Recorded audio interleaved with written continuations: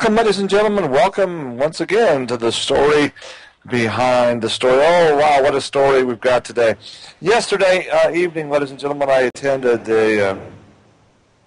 some friends who came across the country from Florida. I attended their concert, their Christian band concert. It's called Adams Road. The guys are incredible. The young men, what courageous people. You see, here we have a group of young Mormon missionaries who, in, I believe, 2004, 2005, the dates are really important, but they came to Jesus. They found the true biblical Jesus in spite of their Mormon missionary brainwashing, and in spite of the incredible, tremendous peer pressure that is exerted on them by the Mormon cult, and I'll say that because it's what it is.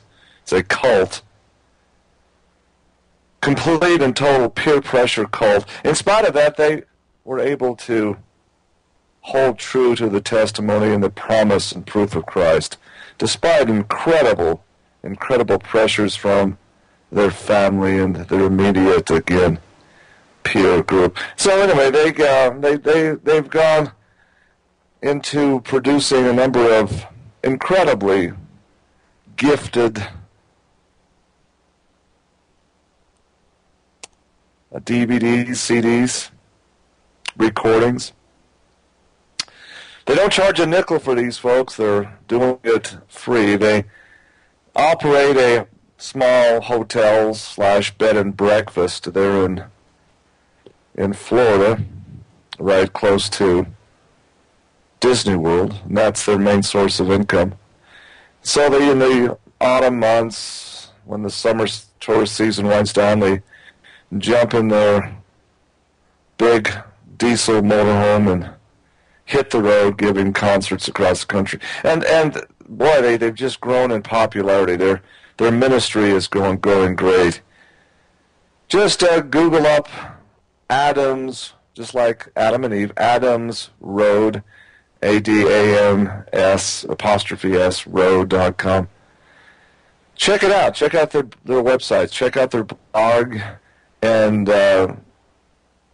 order some of their latest CDs. You'll be glad you did, folks. It's absolutely free to mail them out free of charge. You don't get that very often in the music industry, especially, and these young men are extremely talented. They've been given a special gift, a special talent of music production, and people are responding.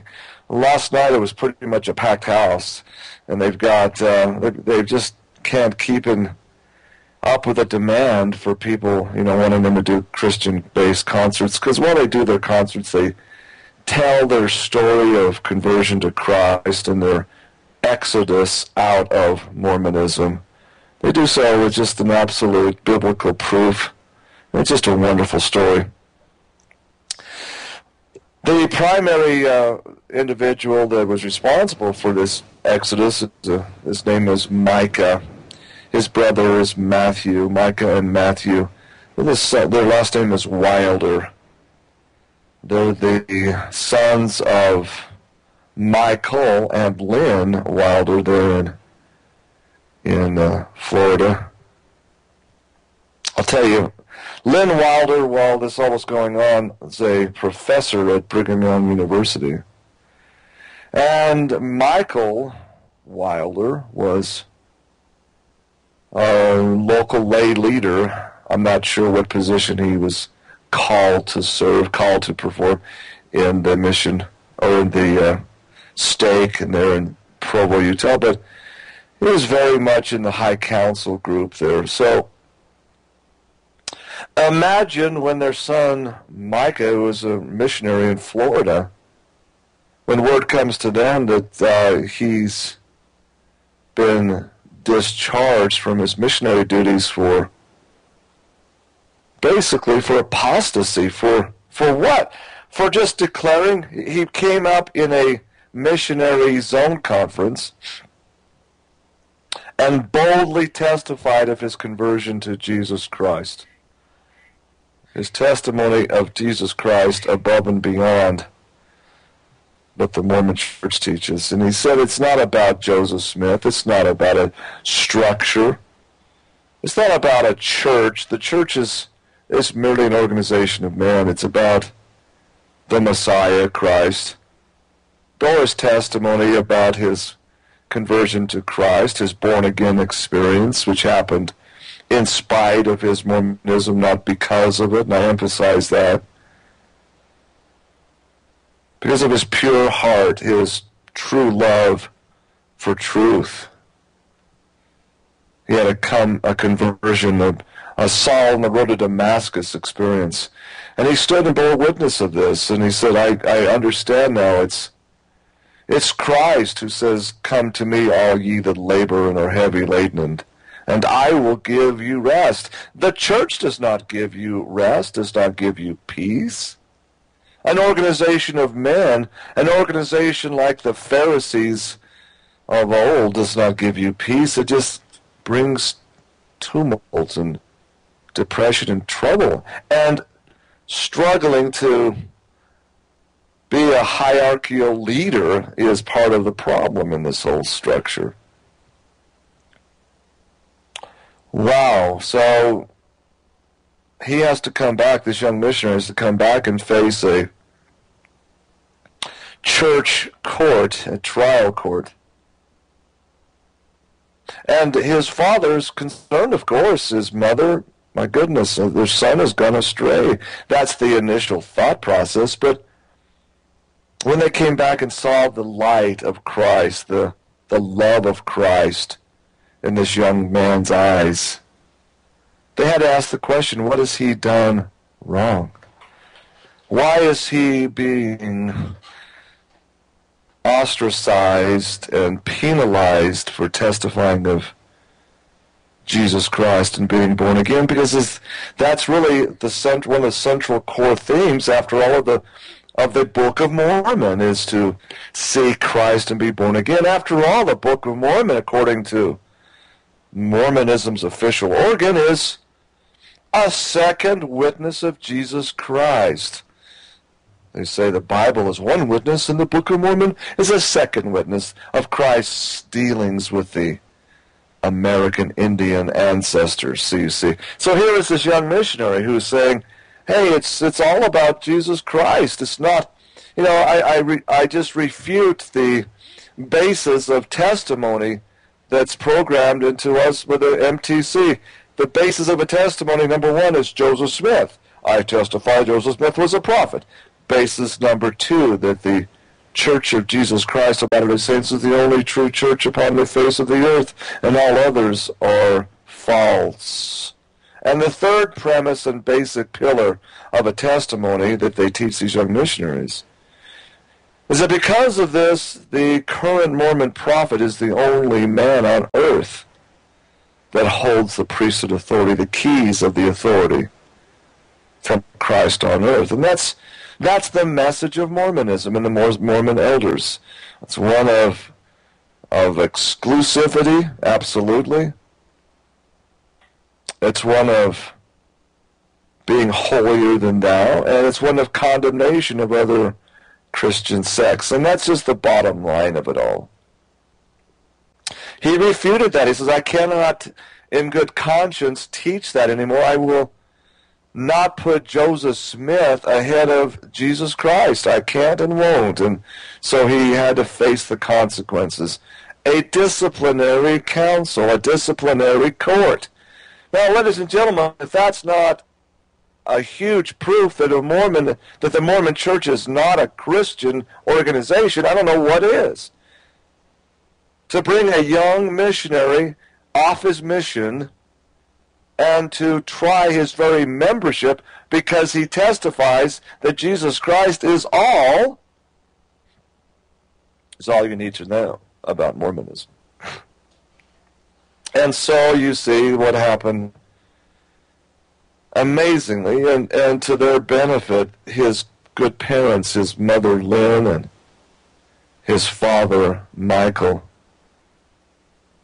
saw the injustice, saw the problem, and they listened to Micah's story with their heart, listened with their inner ears, not just their outer ears. And their hearts were softened, and they too had a born-again experience. They saw and felt and embraced exactly what Micah saw in the mission field in Florida. And that started the ball rolling. They supported Micah's decisions in every way and asked why the church was so antagonistic against true Christianity. As a result, Michael and Lynn left the church and, of course, under such circumstances, lost their employment. And so what they did is, well, they made a pilgrimage back to the mission field and there in Orlando, Florida. And there met up with some of the other missionaries who had listened and were moved, deeply moved by Micah's testimony and witness. And these were the young boys that formed this group. They joined together, playing their music, Christian music, writing their own songs, writing their own message in verse and testimony. Wonderful, wonderful story. And so to hear their latest music again and to listen and to renew their acquaintance was exciting for me personally last night. And to share with them, again, my experience, my writings, my book, to help them along the path. And I explained to them years ago about the symbolism of the Mormon temple spires, the symbolism of the Mormon chapel's nail. You see, Mormon chapels have this huge nail spire. They have no cross on their spire. They abhor, almost like a vampire abhors the Christian cross. Instead, they have a very large industrial nail, spike nail in their steeples, the top of their chapels. It's very symbolic. I shared that with them. You go back to, again, the satanic covens and cults that are so pervasive in America these days since the incredible success of Harry Potter. The satanic covens, ladies and gentlemen, they understand through their demonic entities, they get revelations. They understand the secret names of the demons, of the Dark Lord himself. They understand the Kabbalah is the Edomite religion of Lucifer. They understand that. And they understand, you see, those that are really, truly in the know in Satanism, they know that the secret name for Satan is the nail. His symbol in Hebrew is the synonymous with the Hebrew symbol for the number 6, which is Vau, V-A-U, Vau.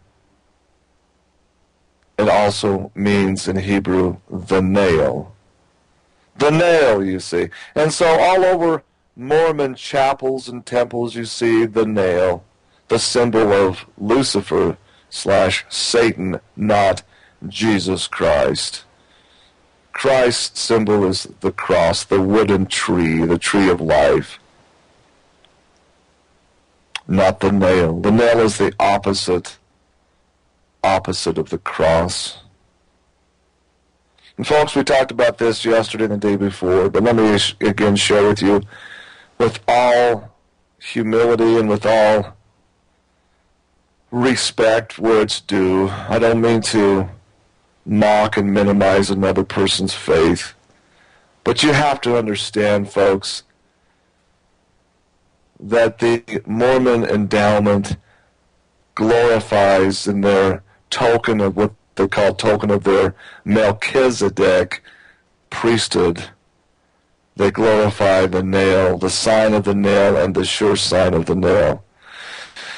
They tell you that this is the way the Lord will, you must give the Lord these secret handshakes, the sign of the nail and the sure sign of the nail, to enter into this Lord's kingdom. The Lord, again, in the Bible dictionary, the Mormons, is Baal, the sun god of Babylon. To enter into that, you must give him, and he must give to you, his secret token, which is the sign of the nail. And then you understand that the nail in the Kabbalah and the Zohar and the lexicon, the secret symbols of Satanism, the nail is Satan, folks. You're giving the sure sign of Satan as you go into that. Why would Christ want you to give the sign of his adversary to enter into his kingdom, you see?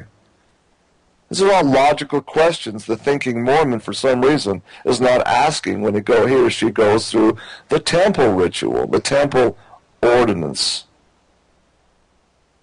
Why, then, you see, give the sign of Satan? Why have the sign of Satan, the nail, on every Mormon chapel? Folks, wherever you are listening to this show, check it out. I invited my friends with Adams Road, these wonderful young men, incredible young men. I invited their parents to check it out, and they did, and they says, oh my goodness, everywhere they go across their travels across this country, they see the Mormon chapels all adorned with the nail. Come worship under the sign of the nail, for you have taken upon yourself in the Mormon temple covenants to protect and honor and keep secret the sure sign of the nail. The sure sign of Lucifer, ladies and gentlemen, the sure sign of Satan. This has nothing to do with Jesus of Nazareth. It is the symbol of death of Jesus Christ, not the symbol of his resurrection. The way he was nailed to the cross is nails. And you see, in the blood libel, they call it blood libel, with the blood sacrifices of the Kabbalah, Talmudic rabbis from the Dark Ages to the present time, they take their victim's life by puncturing the skin thousands of times, hundreds of times, by an industrial-sized nail. That's how they take the life of their child victim. Do you understand, folks? This is very, very serious Satanism. Because you see, this world is controlled by these beings. The world is controlled by the so-called Illuminists, the Illuminati ones, those who have made a blood contract with Lucifer, the Shining One, the Illuminated One. You have to understand who they are. It's past time of being simply politically correct. I don't really care who I offend when I tell the truth anymore. I can't worry about being offensive. Because you see, the truth is offensive to people that are tied to the darkness of lies. It always has been so. It often is violently opposed. When people hear the truth preached, often they want to flat out crucify the messenger. Just as the Pharisees of Edom, the Edomites of Herod, did to the ultimate author of truth, my Lord, my Savior, Jesus of Nazareth. How much plainer can I make it, folks? Now, in corresponding again and talking with Michael Wilder, he told me of an interesting story. I want to share it because he said he went back and spent a week or so in the Holy Land, Jerusalem. I will not qualify it as Israel. The Holy Land, ladies and gentlemen, the ancient Holy Land, the cursed city of Jerusalem. I say cursed because my Lord, my Savior, Jesus Christ, cursed Jerusalem. Behold, thy land is left unto you desolate. If that's not a curse, what is a curse, folks? Jerusalem. O ye that stoneth the prophets, how oft I would gather you as a hen gathereth her chicks, but ye would not. Behold, thy house, thy city, is left unto you desolate. Christ uttered these words there on the Mount of Olives, and in fact it did come to pass. Jerusalem was destroyed and utterly desolate, and it is always to be that way, folks. It's a cursed city. It's not. You see, this is where people miss the boat in understanding Scripture. The Old Testament prophets, Zechariah and others, when they talk about the final winding up time, they're talking about not the ancient city Jerusalem. No, they're talking about the New Jerusalem. The New Jerusalem, which is under conquest by the hosts of Gog and Magog. New Jerusalem, ladies and gentlemen, is the nation of America, the blessed nation of America. Borders so wide and so broad, so big that an angel had to measure them. There's no measurement available in the prophecies. The New Jerusalem is where the house of Israel would gather, but not understanding who they are. The people don't understand who they are. The people are ignorant as to their true identity. They've been mongrelized. They've been attacked by the forces of Satan, the hosts of Gog and Magog, which is the Jews who say they are Jews but are not, according to the book of Revelations, but are of the synagogue of Satan, ladies and gentlemen. They are impostors that have embraced the ancient religion of the Hebrews. That's all there is to it. They are impostor, wolves in sheep's clothing. They are not God's covenant people. They are far from it. They are Lucifer's chosen race, ladies and gentlemen. They are the seed of Satan. They are the synagogue of Satan, and they have one desire only, to wipe out the name of Yeshua Christus, Jesus of Nazareth, and to flat out have genocide against those who would honor him in his name. Today I'm a watchman on the tower, ladies and gentlemen. I'm telling you in plain language what is in store for this earth. It does not have to be that way. It does not have to end with billions of dead bodies. It does not have to end in an Armageddon of bloody mess. It's surely heading that way. It most certainly is. Let me tell you why.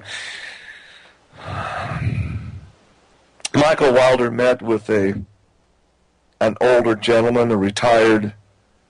He went kind of put out to pasture, but he used to be a member of the Israeli Defense Force inner team, the IDF, there in the Holy Land.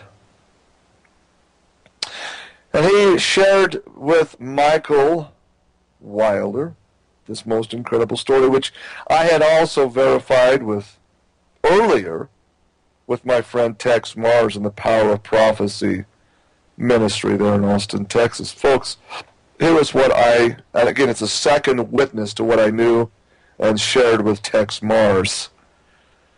Ladies and gentlemen, the Israeli Defense Force venture capitalist firm that's tied to Goldman Sachs has untold trillions of dollars at their disposal, has been very busy building tunnels under the cursed city of Jerusalem. They have been building a series of intricate tunnels linking the Mormon church-owned BYU facility there in just off the Mount of Olives, under the Mount of Olives, the Center for Near Eastern Studies.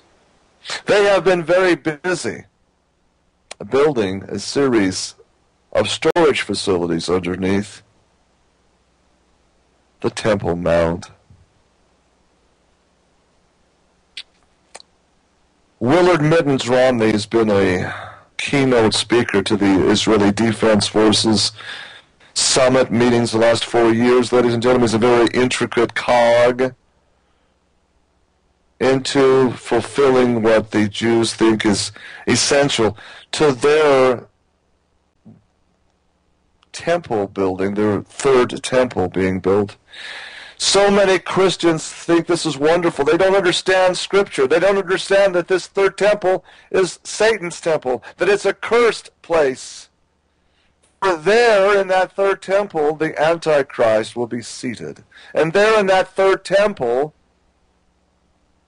he will seat himself as God and bring in forth their vision of God over the whole earth. The false God, ladies and gentlemen, the God of transhumanism, the God of man-made science. They will there commit the ultimate heresy to the true Creator, Jesus Christ, Jesus of Nazareth, his earthly, fleshly name, but who is indeed the Word, the very Word, Creator God, according to John. Ladies and gentlemen, it's very serious information here. Do you understand now what the role of Willard Mittens Romney really is all about? Why he will be appointed, not elected, President of these United States and Commander-in-Chief to direct our nation's armed forces in the final battle to secure Satan's ultimate triumph, the building of this satanic third temple. You see, because to do that, you have to destroy the most holy shrine in all of Islam, the second most holy shrine, I should say, in all of Islam, the Dome of the Rock there in Jerusalem.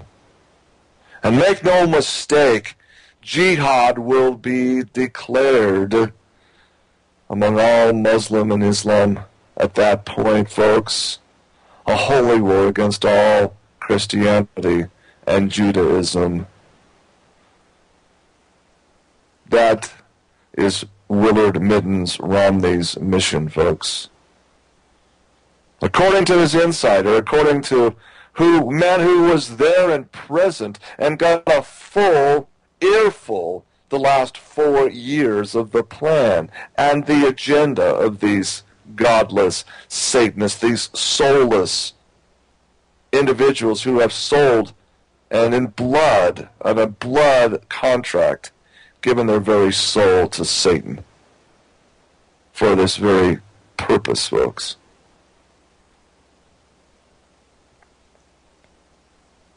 It will be complete and total war worldwide when this occurs, folks. And make no mistake, they think in their hearts, they believe in their hearts they are God's servants doing God's work.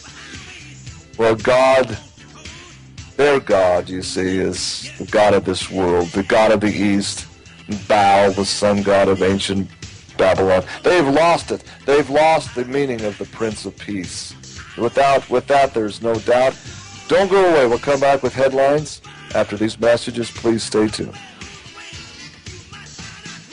Yes, indeed, ladies and gentlemen, welcome back to the story behind the story.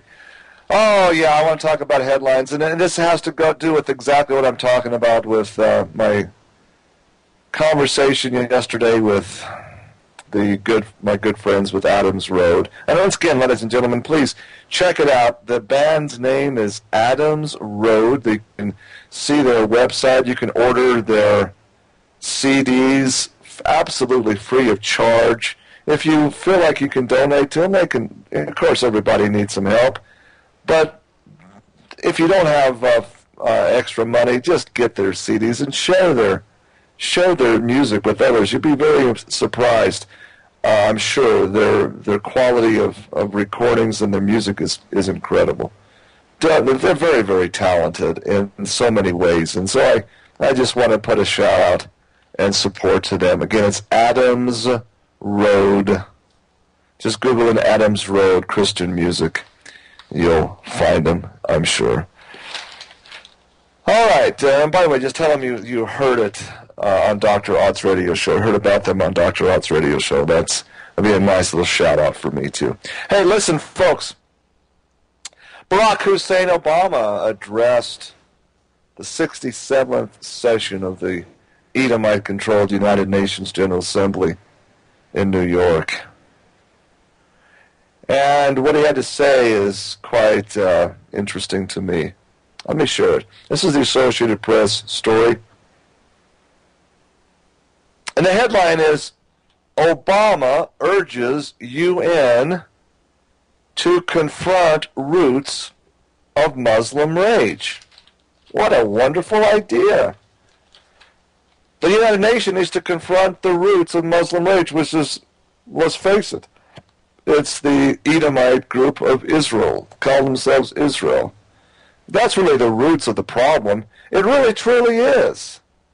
These Edomites, you see, through their 20-year program, have their infiltrating extremist agents, their Mossad operatives going in and causing inflammation of the Muslim faith. They're doing it by specific design.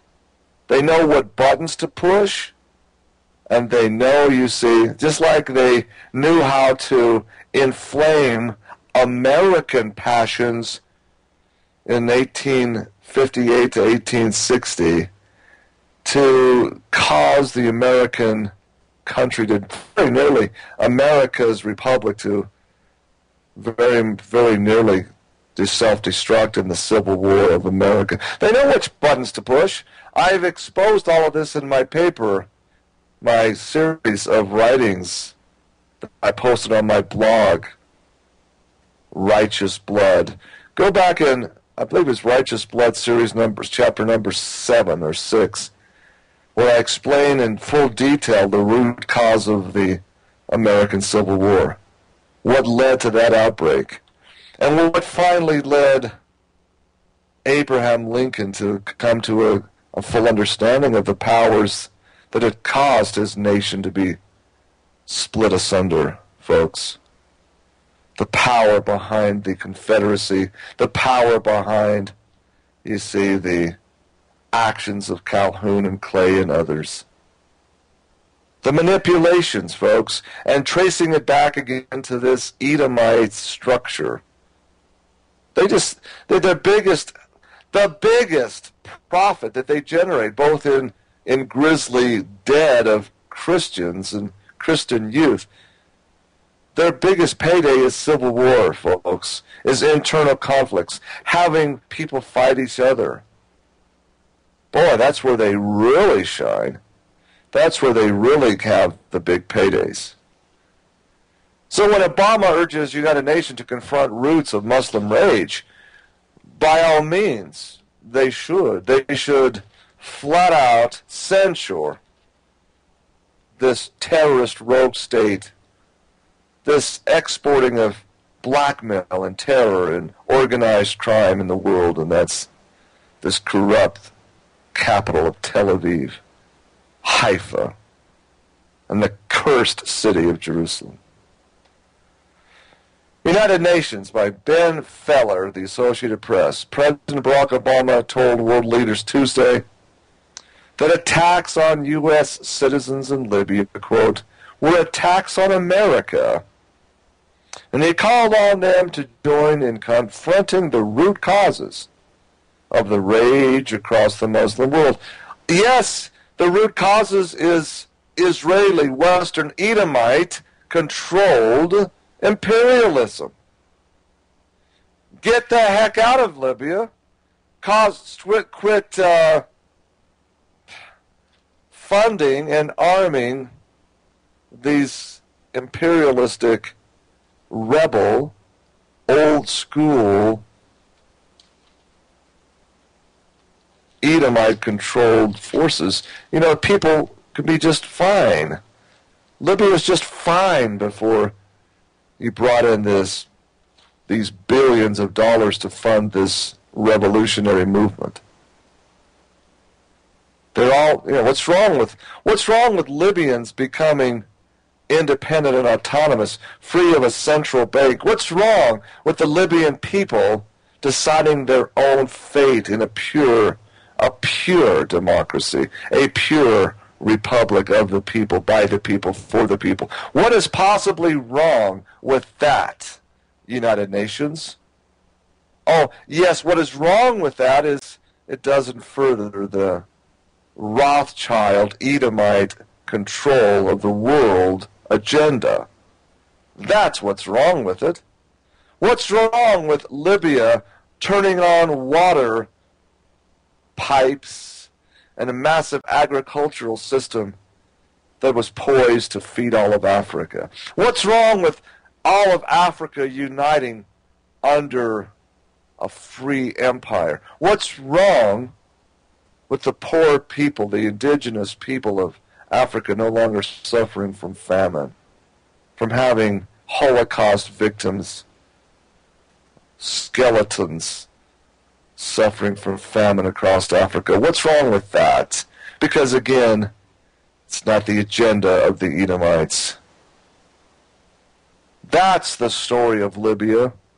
And the people of the Middle East that aren't controlled by the propaganda that we Americans are controlled by, a Edomite-controlled press, they understand the problem. They understand the unrest. They understand the need to strike back. Because it really truly is a fight of freedom. The rebels aren't the freedom fighters, ladies and gentlemen. The Green Party, the People's Party, the green emblem, the green flags are the true freedom fighters. They're the true sons of liberty, ladies and gentlemen. Just as the Minutemen on Concord Green were fighting for the basic human rights against an unjust tyrant named King George. Oh, how we twist things in the media. The United Nations is part of the problem, not part of the solution. Quote, I do believe that it is the obligation of all leaders in all countries to speak out forcefully against violence and extremism, Obama said in a speech to the annual gathering of the United Nations General Assembly. Obama also condemned the anti-Muslim video.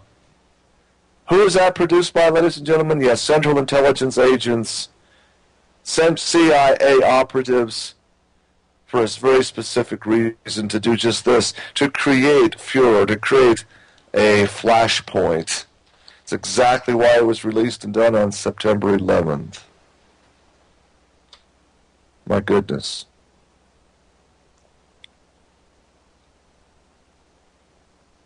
Obama also condemned the anti-Muslim video, calling it, quote, cruel and disgusting. But he strongly defended the U.S. Constitution's protection of the freedom of expression, quote, even views that we profoundly disagree with.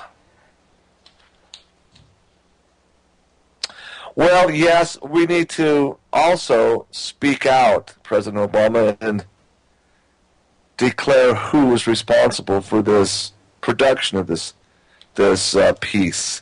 And not only the production, but the dissemination of it, the distribution of it, and the rhetoric of hate that followed it. It's all, again, a smoke screen. A smoke screen. Quote, with U.S. campaign politics shadowing every word, Obama also warned the time to peacefully curb the Iranian nuclear program is running out.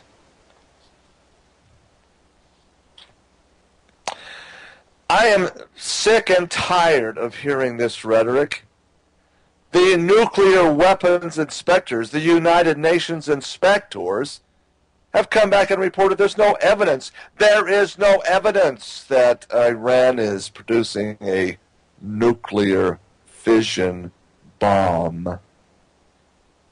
What they did report is that they are experimenting with cold fusion. They are experimenting and very likely have breakthroughs on high technology that could free the world from the Edomites' power grid. Specifically, fossil fuels. Specifically, what drives their power base, their money supply.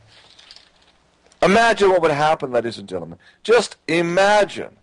Pull your head out of wherever pocket it is.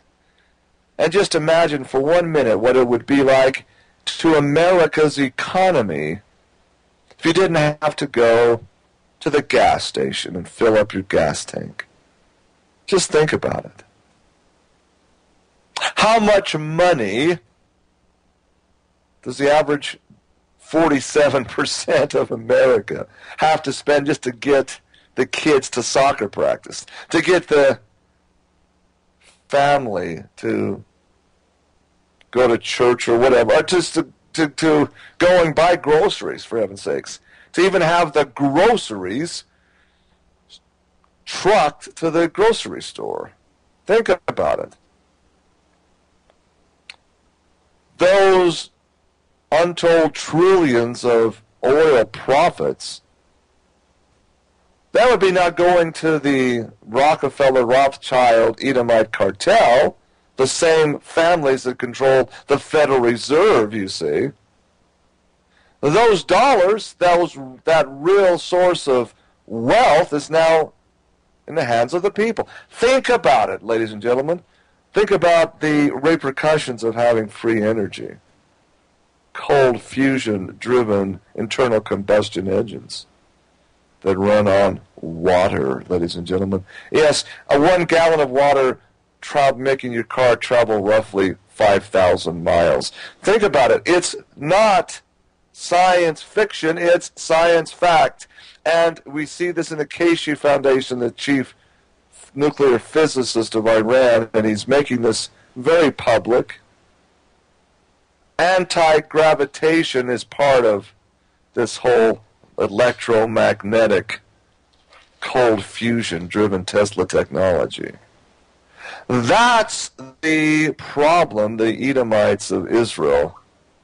This is what they want destroyed. This is what it's all about. Okay. I'll go on with this, but first we have a caller in Texas. Don't know who it is. Don't know the name. Shelby, you need to get a name. Dan? Oh, I see. Dan, yes. Dan from Texas. Hello, Dan. How are you? You're just fine, sir. I hope you are. I'm calling because everything you mentioned Lincoln. I wonder if people knew that Lincoln and Karl Marx were comrades. I mean, Lincoln was a flaming communist, and I just like to point that out, being a true Southerner. The truth of the Civil War was it kind of exposes what Lincoln's real intent were. He was a flaming communist. And so that's what the Civil War is all about. He was simply destroying the South because the South was an economy, and that's what they wanted to destroy it for. Not to mention the South was paying all the bills for the whole United States and taxes they were being ripped off on. But I go to the Sons of Confederate Veterans because I really have a lot of ancestors in the Civil War on the side of the South, obviously, the side of Rome. Okay, well, it wasn't, I just want to point out, it wasn't just Lincoln that was the problem. There was, the communism, the very root of communism and Karl Marxism is Edomite, okay? And yeah, Lincoln was a human being. By no means he was perfect. I'm not ever saying that. But what I am saying is that because of the envoys from Russia, I have the documentation of this, Dan, the envoys that came to Secretary of State Seward, the intelligence information concerning the machinations of the Rothschild cartel on both sides of the issue is what led to the inflammation of the Civil War. Yeah, I understand the Southern rights. I understand the need to keep your land under colonial title. I understand all of that. But again, the the instigators of it was far beyond, you know, the Christian church. Okay, that's all the point I was trying to make there. I'm with you there. But like I say, I go to the Sons of Confederate Veterans. It's a huge organization. It's in every state, and almost every big city. And I go there, and the guys that run this thing, it's like a little private club. It's like a bunch of secrecy or something. And they do not want the members to know that Lincoln was a communist. And what's going on here is these guys have taken over this organization because so many people have died and left their inheritance to it. And now it's worth a fortune. I mean, they raised a Hunley submarine, the Confederate submarine, and they got money to burn. These guys are filthy. They meet in fancy places, and they are so Edomite that they themselves are not Confederate descendants by any means. And I mean that's how thorough these control people's knowledge. I mean, it's insane to believe this is possible. But like my wife and I go to it, and some speakers get booed if they dare mention how Lincoln was a communist. They actually don't. They don't want. I mean, it's insane. They don't like this. Like it's a secret, and they're trying to prevent people from knowing the truth. That's what I'm calling it. To say that this. Okay. Well, yeah. Great. Great information. I've heard that. I've seen that, and there's no doubt. The evidence is pretty intense. That I wouldn't so much label it communism as part of that Judaism influence, which was huge in Washington, D.C., and it goes back to who Albert Pike was, you know, the real instigator, the mover and shaker, the movement behind the Civil War, in my opinion. Albert Pike, the grand dragon of Freemasonry, and really who was behind him. And this is all part of the story. And, yeah, you know... He was a giant, a real giant, a huge man. Yeah, right. And, you know, I've read Albert Pike's Morals and Dogma, the unedited version, you know, where he comes out and says, you know, the grand architect of the universe is none other than Lucifer. He's the shining star, you know, he's the shining one, the god of Freemasonry. And so it really does go back into the Kabbalah, the B'nai B'rith, which is the top, the order givers of all lodges of Freemasonry. And it really goes back into who the Southern generals were as well as the Northern generals, and really the whole thing of the military complex back then. Yeah, you know, most of the generals north and south, almost all the Southern generals were Masons, and most of the Northern generals were Masons. Exactly. That's exactly what I'm saying. Right. So yeah, it's so tragic that the average, you know, the soldier, you know, just came and followed his leanings towards family or, you know, his home state, and 750,000, you know, Christian youth. I mean, the lifeblood of America was sacrificed on those fields, and it's such a tragedy.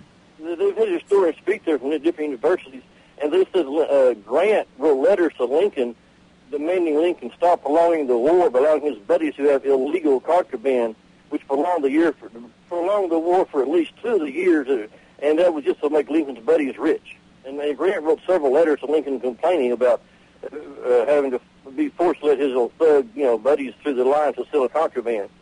And they've now said at the meetings of the Civil War, some of the veterans, they've had college professors say that that's what Lincoln did. He was simply we just war profiteering the last years of the war. Nothing but war profiteering to make Lincoln's buddies rich. Could be, yeah. I'm not arguing that. But the bottom line is the sacrifices of the innocent people. You know, the war dead. It's just, again, it's the point I was just making, Dan, is, you know, Civil War, whatever it is the way these Edomites reap their grim harvest. That's their ultimate profit-taking. And we just have to look behind that, look behind the scenes. Thanks for calling in, Dan. Appreciate you, man. Yes, man. Okay. Oh, golly, ladies and gentlemen, let's continue on the train of thought. Thanks. I appreciate the caller, Dan, coming in and clarifying that. I understand the sentiment of our Southern brethren about what was happening in the North, Lincoln, and his you know, his original worldview. Let's say, yeah, I understand that, and the movement towards taking over the private property. I understand the seeds that fuel that, but I submit that Lincoln in his last last year or so of his life understood it too, finally, how he was manipulated. I have to think that's the reason why he was ultimately taken down by John Wilkes Booth, a Masonic agent, folks. Let's not forget that. Let's take a break, come back at the top of the hour, do America in Jeopardy, continue on with this discussion. Don't go away. Be right back. Indeed, ladies and gentlemen, trying to make sense of an increasingly crazy world. This is the story behind the story. I'm your host, Dr. H. Ruwat. Yes. Oh, golly, yes, time for America in Jeopardy. Yes, here we go. I kid you not. Here is the America in Jeopardy question. This dateline is Jerusalem. The religious newspaper Yatid Ne'eman published this on its front page. They are, the ultra-Orthodox Israeli rabbis are ordering followers to burn these, to keep the outside world at bay. That's the answer. The question is, what is an Apple iPhone? Jerusalem, yes indeed. An influential ultra-Orthodox Israeli rabbi has ordered, not asked, just ordered his followers to burn their Apple iPhones. The latest attempt by the insular community in Jerusalem to keep the outside world at bay. The religious newspaper Yatid Ne'eman published the ban on its front page headline this week as mainstream Israeli newspapers gushed about Apple's new smartphone, the iPhone 5. The decree by Rabbi Chaim Kanivsky came days ahead of Judaism's holiest day, Yom Kippur, the Day of Atonement, which begins next Tuesday, ladies and gentlemen. It said that it was forbidden to own the smartphone, and those who already had one must burn them. I don't know, golly, how do you burn an iPhone? I don't know, do you just light it out with a torch, or do you have a bonfire and chuck it in? Why just burn them? Why not just crush them? Why not just grind them up? Gotta burn them! Gotta burn them! More, talk about extremism. Talk about nutty. Hey, Obama, what about that story?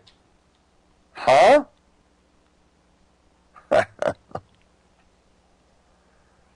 Oh, continue on with this story by Ben Feller, the Associated Press. Obama said, quote, there is still time and space to resolve the issue through diplomacy. What are you going to diplomacy to do what? To have him quit cold fusion research? To have him, Iran, I got news for you. Iran is an autonomous country. We have no business. The United Nations has no business going in there and demanding the Iranians to stop doing scientific research. I'll tell you what you need to do, Obama. Why don't you demand the United Nations restrict America's biological research by the Edomites at Fort Detrick? Ban them experimenting in these killer zombie viruses. How about that? Why are you focusing on Iran when it's the fact that Edomite scientists have isolated and created a mad zombie killer virus? Talk about a false flag event. Releasing this thing will absolutely cause a revocation of posse comitatus and complete and total martial law. And that's exactly what they want to happen. Why do you think Homeland Security had 160 million rounds of the most powerful, knock them down, blow them apart, dead, ripping, expandable, hollow point bullets? Come on, people. And how they go, and here he's, for political brownie points, Barry Sotero, a.k.a. whoever. Talk about a communist, Dan. Talk about a raging red commie. Obama makes Lincoln look like a piker. Okay, here we go.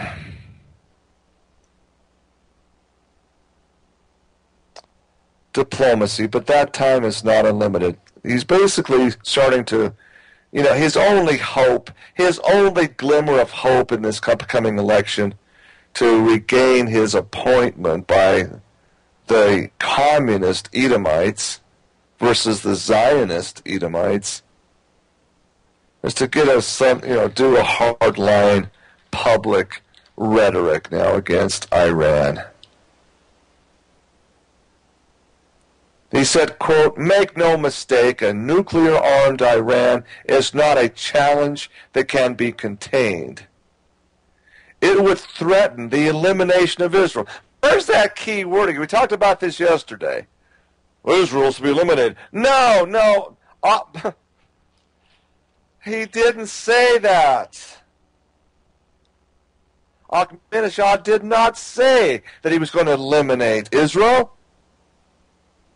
He clearly said he would seek to eliminate the disruptions that Israel performs. That's a hugely different thing. So here's Obama in a carefully crafted speech, still spreading that manure, spreading that lie. Eliminate Israel. No, eliminate the threat of Israel. Eliminate the terrorist activities of the Mossad. Hey, that's a great idea. So what threatens the security of Persian Gulf nations? It's that terrorist organization called Israel, called the Mossad.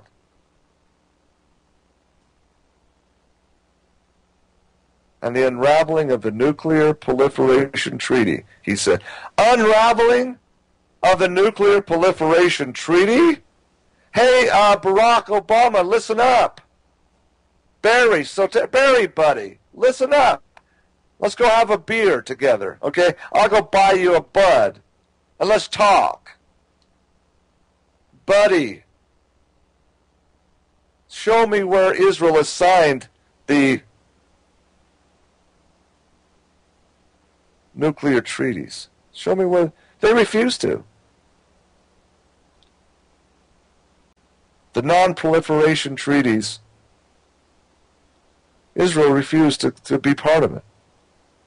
They're not bound by any treaty as if their promises mean anything anyway. Because don't forget, part of one of their holy days is the annulment of all promises made, going back to the days where Esau made a covenant and a promise to his brother to sell his birthright. That's the whole root, you see, of the vows to annul any and all promises made. Give me a break. I'll tell you what red line to draw in the sand, buddy. You want, hey, if you did this, you know what, I just might go register and vote. Hey, I might just, because I made a declaration myself. I drew a red line in the sand. I told my local GOP party, I'm not going to personally come in ever and pull a tab on a computerized voting machine. That's my way of protest. Now, if you have a place where I can go punch a card or mark a ballot, I'll go vote. But I will not go in and be a party to the fraud that is computerized tabulation. I know how easily and manipulative it is. I won't be a party to it.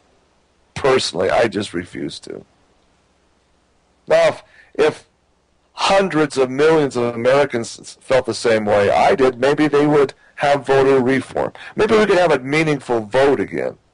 But I, for one, will not give a cyberspace vote that can be absolutely manipulated. Because it's as meaningless as I won't say it, a popcorn explosion between the legs.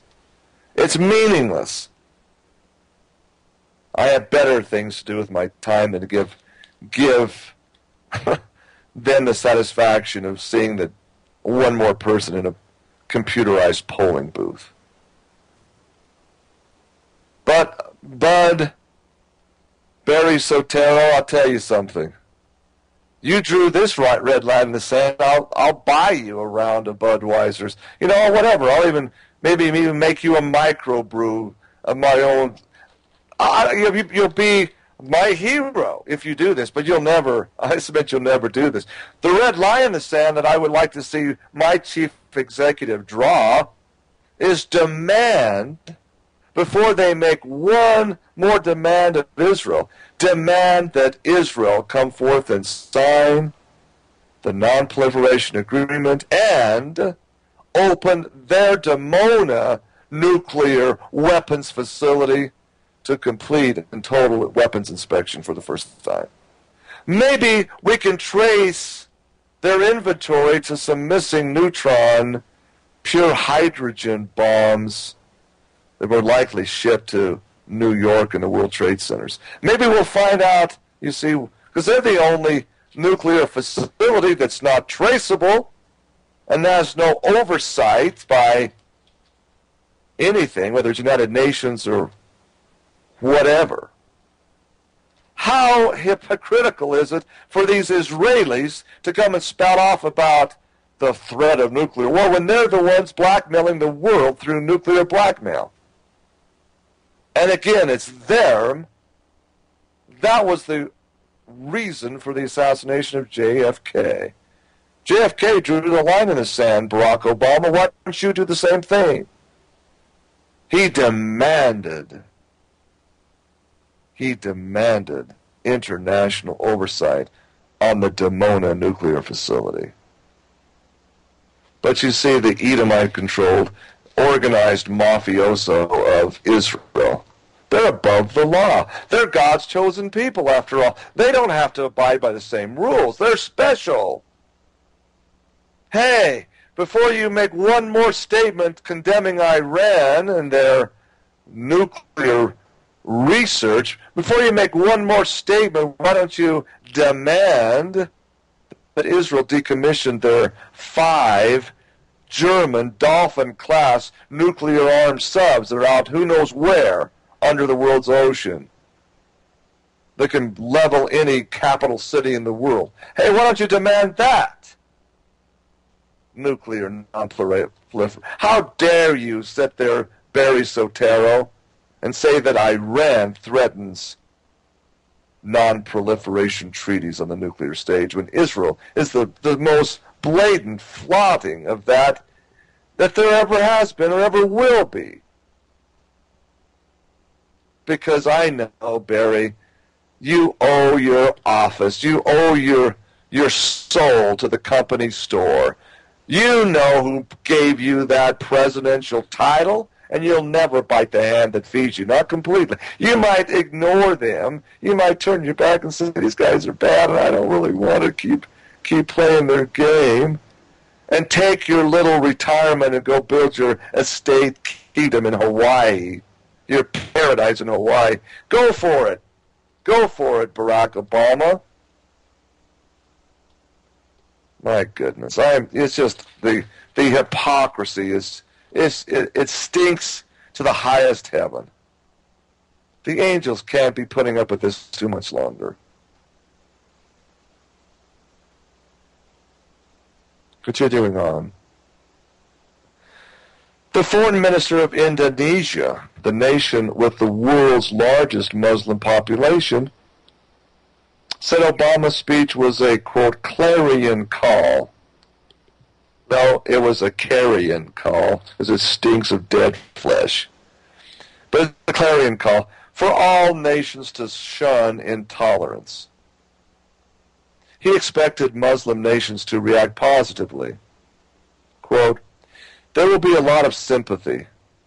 It is an issue that galvanizes all of us, Foreign Minister Marty Natalegawa told the Associated Press, but he added that freedom of expression should be exercised with consideration to morality and public order.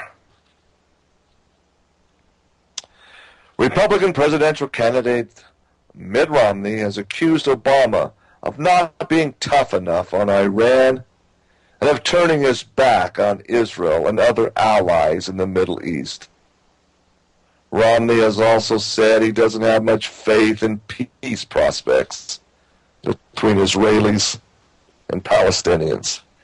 Oh, yes, Brother Romney, of course. It's those evil, terrible Palestinians throwing sticks and stones across the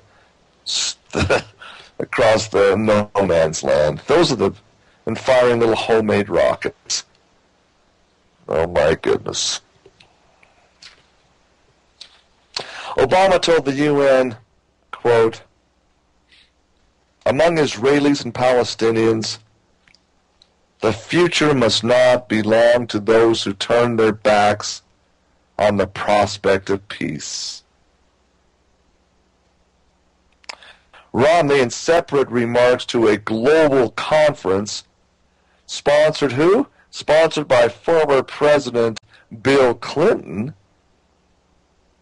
said the attack in the U.S. at the U.S. consulate in Benghazi, Libya, that took the life of the U.S. ambassador and 3 other U.S. citizens was an act of terrorism. Oh, yes, label it terrorism. Romney, set the stage for your presidency. Terrorism, terrorism, terror. It's a major word. Obama mentioned slain U.S. Ambassador Christopher Stevens several times in his address. Quote, today, we must declare that our future will be determined by people like Chris Stevens and not by his killers. Today, we must declare that this violence and intolerance has no place among our United Nations, he said. Unlike Romney, Obama has not specifically called the attacks in Libya and other U.S. missions terrorism.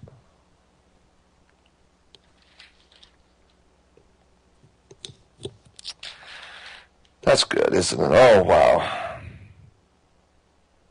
Obama said, quote, at a time when anyone with a cell phone, and how about this? How about a microphone in a station called the Micro Effect?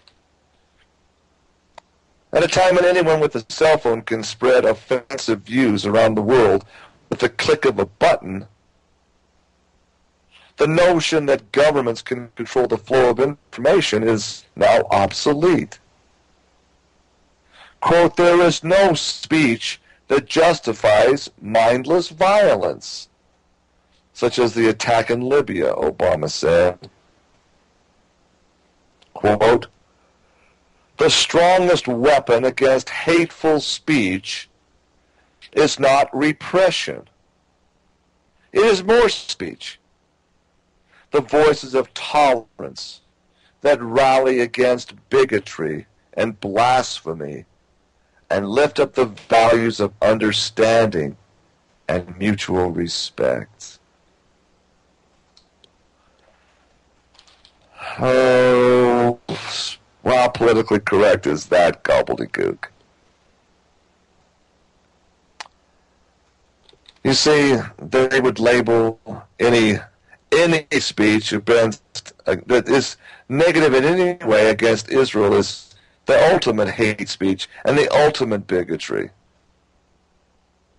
The very act of declaring the truth, written truth by their own Edomite authors, their own writers that declare that 95% of modern-day Judahites are Khazarian Ashkenazis. and follow their bloodline, and they are not of Israel anciently, but of Esau, which is Edom. Why is that hate speech to declare that absolute truth? Because, you see, it exposes the soft underbelly of their big lie and their big deception. And they indeed have the organ to simply drown out the truth by the tried and true, time-author-honored method of Joseph Goebbels and Adolf Hitler. Tell the big lie often enough, forcefully enough, by enough different independent people or controlled people, and the masses begin to embrace the big lie as the truth. And worse, when you have seminary graduates that claim to be Christian declaring that the rabbis are God's chosen people.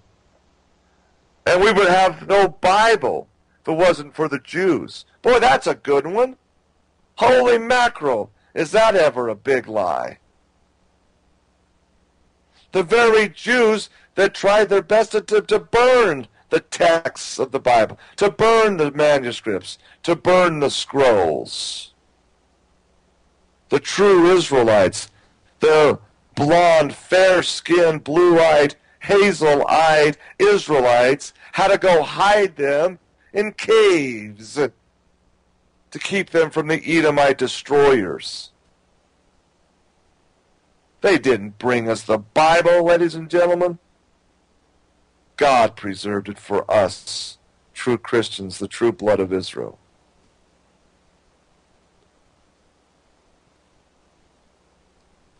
I'm just one voice of reason, ladies and gentlemen. There are a few others out there that understand this basic truth, the big lie, that Israel and these rabbis are satanic. Their God is Lucifer, and Lucifer is very much alive. That's the big truth, ladies and gentlemen. That is not hate speech, it's not hated rhetoric, it's not bigotry, and most definitely, it's not blasphemy. You see, they leveled the same charges against Jesus Christ, saying he's a blasphemer, an idolater. Why? Oh, heavens, he did something that would bring upon him the death penalty. He went out and healed a sick person. He gave a blind man his sight on the Sabbath day. It's a death penalty, potentially, to work on the Sabbath, and in that era under the yoke, the burden onerous yoke of the Pharisees, the pious, holier-than-thou quorum of the 70, the Sanhedrin. Jesus of Nazareth saw this man blind from birth who had never seen ever in his life. And he used his spit, his saliva, and mixed some dirt, some clay, with it to make a paste. That's a cardinal, yes, even mortal sin. Do you realize, ladies and gentlemen, that in that era, if you were a pious, rabbi-fearing Jew of the time, if you were to spit, you better make sure you hit a rock, because if you hit the dirt, that's a sin. Could even cause you to be stoned, because you see, when your spit hits the clay, it makes mortar, which is used to make building material. Making a building material, which is expressly forbidden to be under the Sabbath day laws. And Christ says, I am Lord of the Sabbath. I made this earth. I made the very clay. The rocks even testify of me. The Sabbath day was made for man, not man for the Sabbath. So here's this incredible story of the blind man, blind from birth. Christ simply responded to a question by his disciples. Rabbi, teacher, master, who did sin that this man was born? But see, in the Jewish mindset, the Edomite mindset, everything is cause and effect.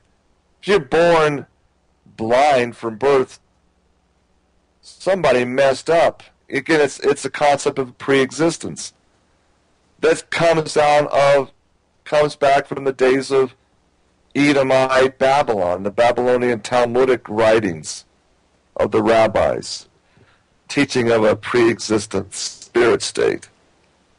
Who did sin, this man before he was born, or his parents that he was born blind? What was Christ's simple response to that query? Neither, but for this man was born blind so the glory of God can be made manifest. What? What? Wait a minute. This man's born blind. How can the glory of God be made manifest? And so he showed the glory of God to be made manifest because he showed his healing power as the master. Using his DNA, his godly DNA, in his saliva, mixing it with the healing energy of his creation, which is the clay, the dirt, the dust of the earth. He made a paste, rub it on this man's eyelid, as eye region, and then told him to go wash in the waters, the pool of Siloam. And he did. And the defecating matter, the crapola, hit the oscillating blade. Did it not?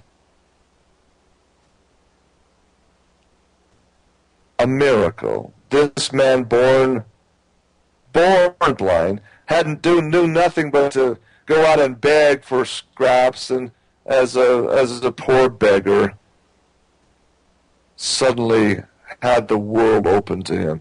Imagine, folks, imagine if it's possible in your mind. How do you function when you haven't seen a thing in all your life and suddenly your eyes are open? Suddenly you see what a whole new world is suddenly. He's born again, is he not? Born again to a new reality.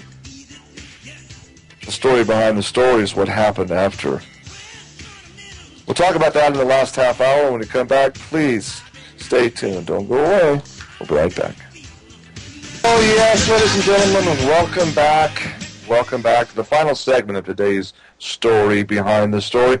You know, we as Christians need to, again, just never forget the incredible story of Jesus of Nazareth, the Jehovah of the Old Testament, the creator of all things, heaven and earth.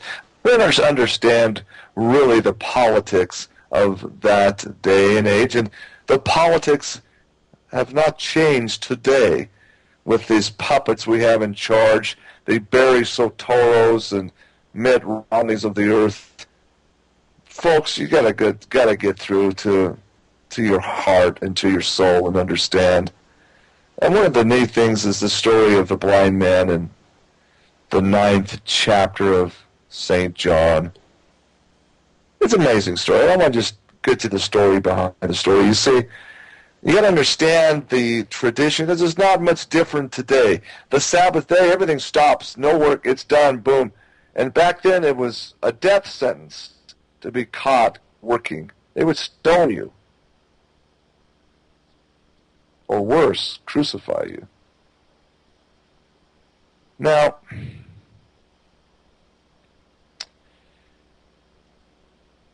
in the 9th chapter of John, you have this story, and you see Jesus just spitting on the ground in the dirt, the dust, and mixing the spittle and made clay of the spittle, and then anointing the eyes of the blind man with the clay. Didn't tell him to go down into the pool of Siloam, which the pool of Siloam, the pool of scent, is right in the most public place. I mean, they've actually now in Jerusalem excavated and found the actual location of this pool of Siloam. It's a real place. If you go to the Holy Land and go to this ancient city, you can see the pool of Siloam.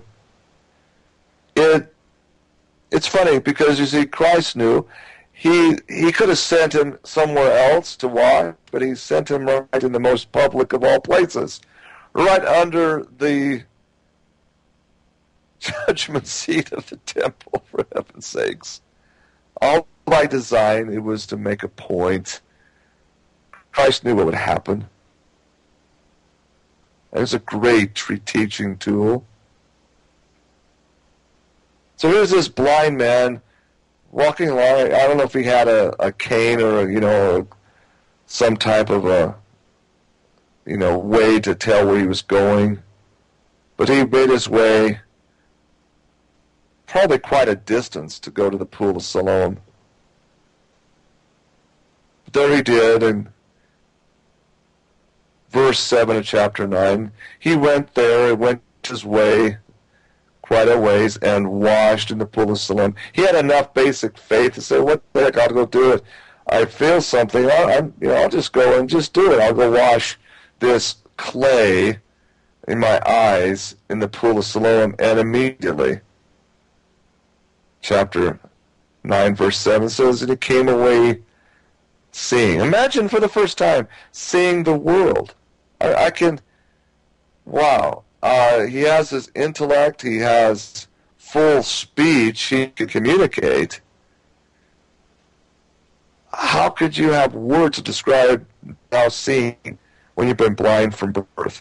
It's one thing to lose your sight after having seen things, because you can have memory of what things look like. You imagine never seeing a sunset or sunrise. Never imagine you can smell a rose, but you can't really see it. You can feel it. You can feel its texture. You can feel the food that you eat, you put it in your mouth, but you've never seen it. You really have no memory in your brain from your sight sense. Now, suddenly, he sees. What a day! What an incredible day for this man. You know, what's funny is we don't know his name. We don't know in this record the name of this blind beggar. All we know is it's an incredible story. So,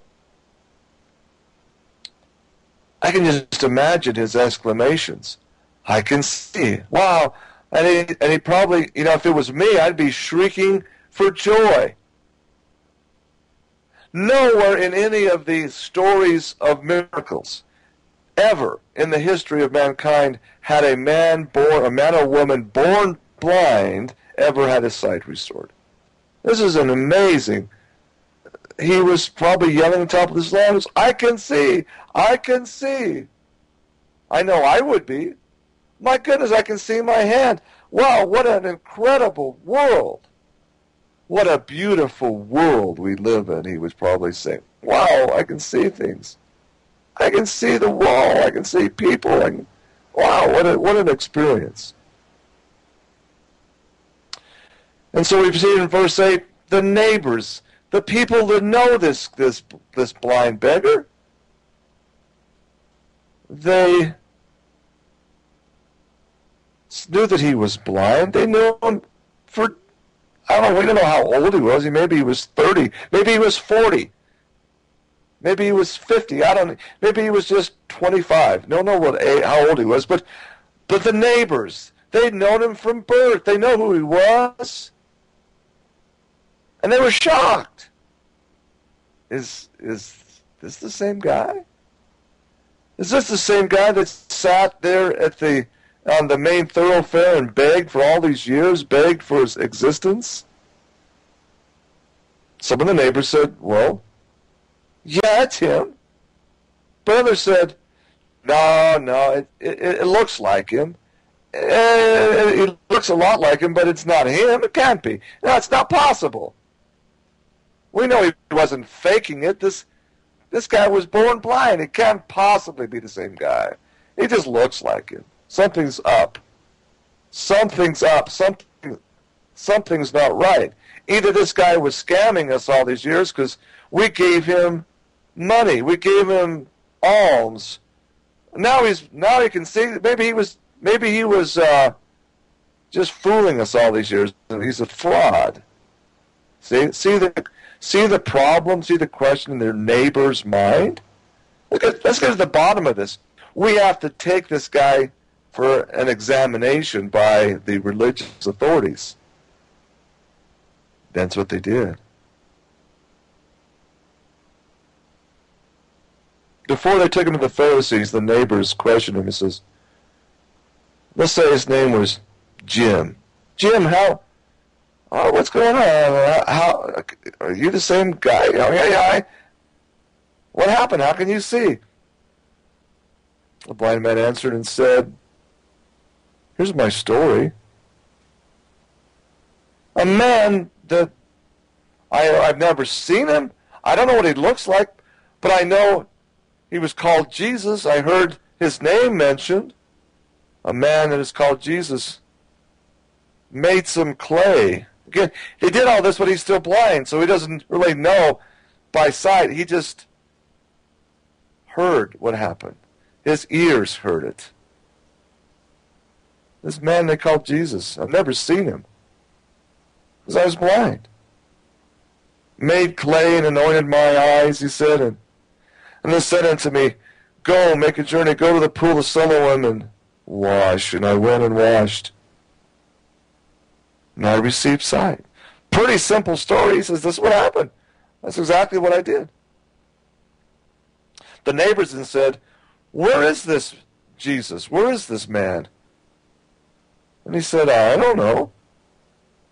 I know not. I couldn't see where he went. I don't know where he went. I didn't see him. Wow, what a earth-shaking, religious, spiritual event if this is real. So they had to they brought him to the Pharisees. And again, this is the Sabbath day. Now, what are the Pharisees doing on the Sabbath day? They're doing they're doing their oblations and their holies. They're the holiest holies. They have their broad phylacteries, their big, broad, black cubes and everything. They're really, this is Sabbath day. They're holier than ever on this day.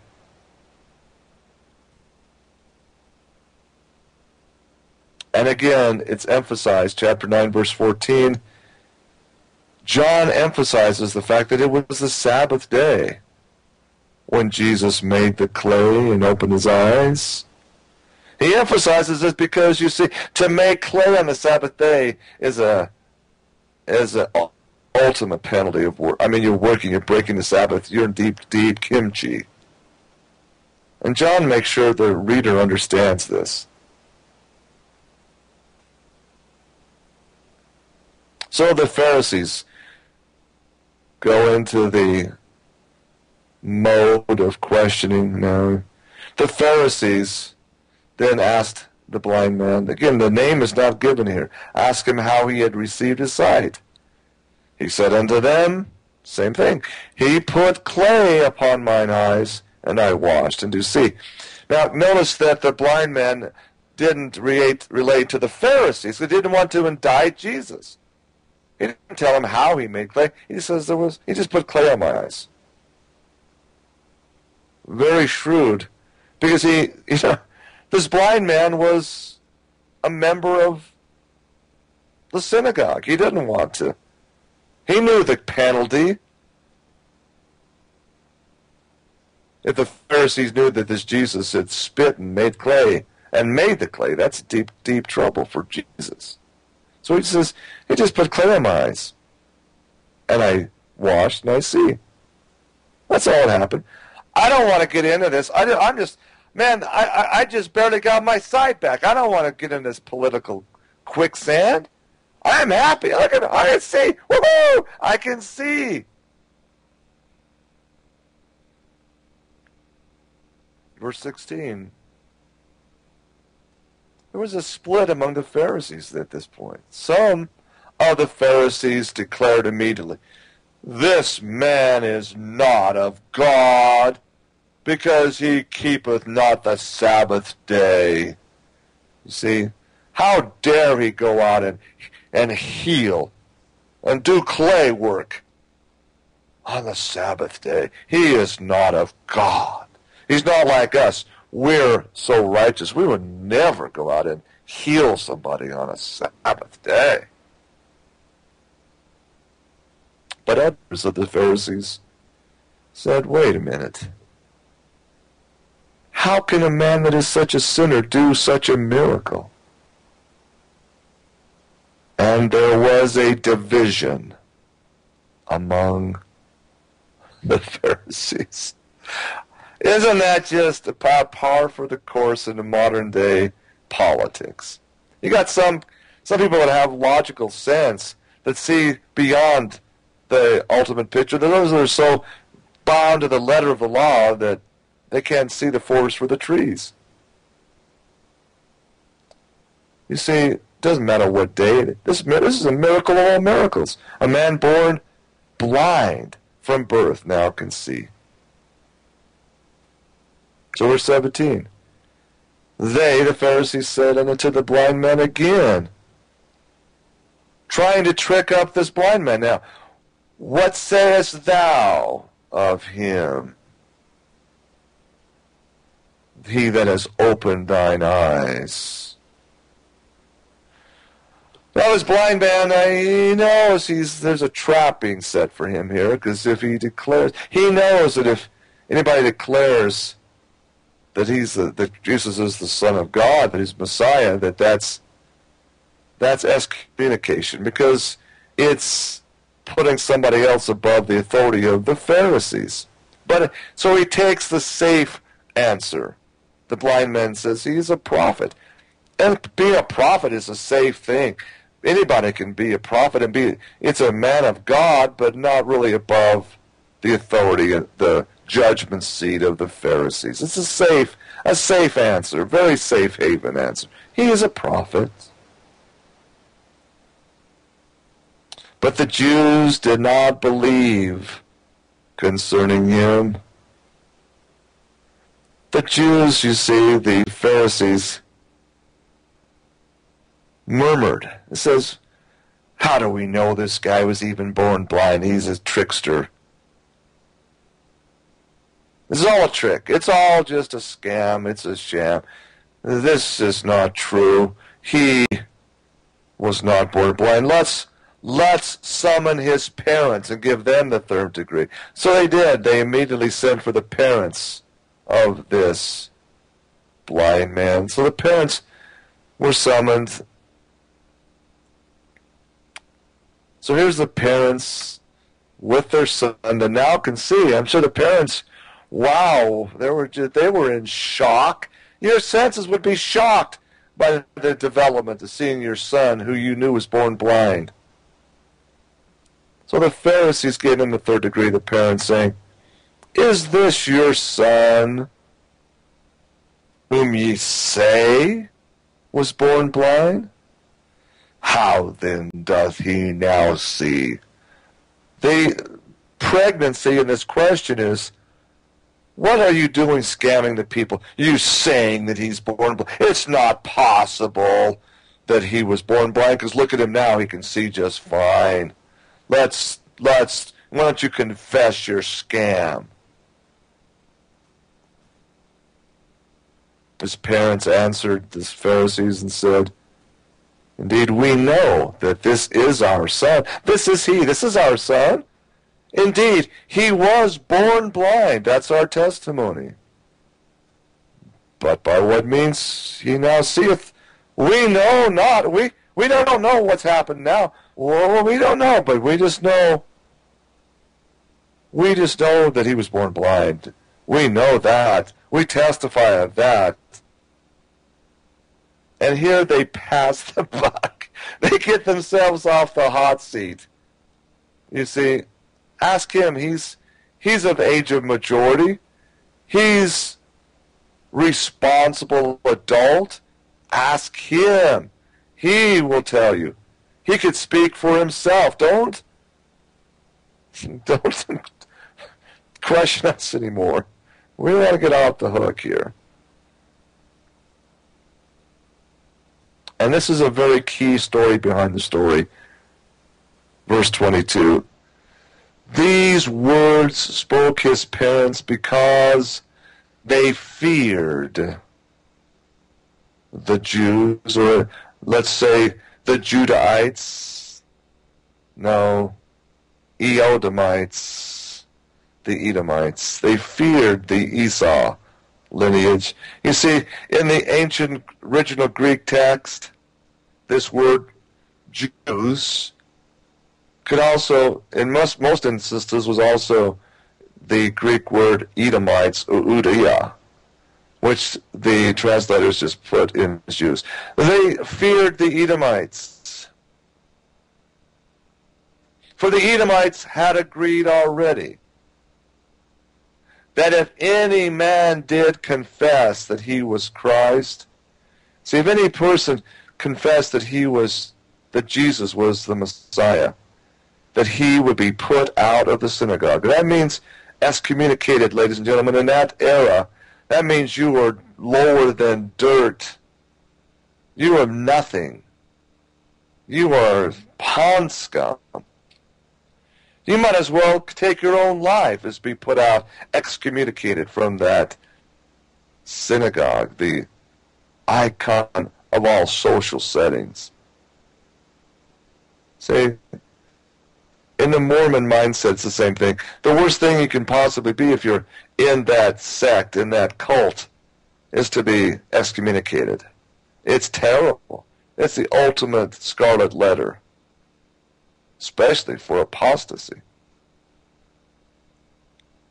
Verse 23, that's why his parents said, look, he is of age, ask him. Verse 24, then again, the Pharisees, the Edomites, these descendants of Esau, called they the man again that was blind and said unto him, now come on, give God the praise, do the right thing here, be honest, tell us what we want to hear. In other words, we know that this man is a sinner. We know it. Come on. Be a good Jew and tell us what we want to hear. Put it all the weight on this man who is now able to see. Here's his answer. Look, I don't know if he's a sinner or not. I don't know these things. You do. I know not. Only one thing I know. And that simply is, whereas I was blind, now I see. That's all I know. Why are you making this bigger than that? I just know this. I am so happy. I am incredibly happy. I was blind, now I see. But that wasn't good enough for these synagogue of Satan serpents. They said, no, they brought it out and made him feel, you're not telling us that this man is a sinner. You're a sinner too. They cast him out of the synagogue. They excommunicated him.